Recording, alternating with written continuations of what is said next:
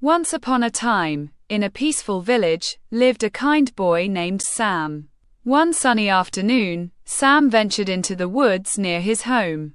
As he explored, he stumbled upon a tiny fawn caught in a thorn bush.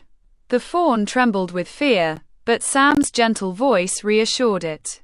Carefully, he freed the fawn and carried it back to his house. His family helped nurse the fawn back to health, providing it with food and a safe place to rest.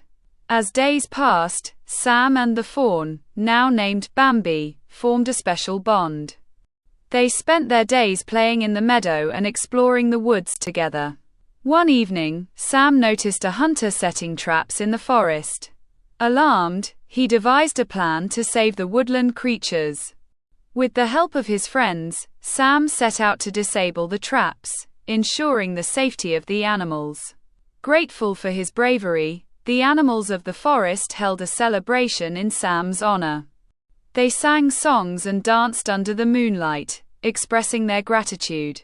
Bambi, now strong and healthy, nuzzled Sam, a gesture of their unbreakable friendship.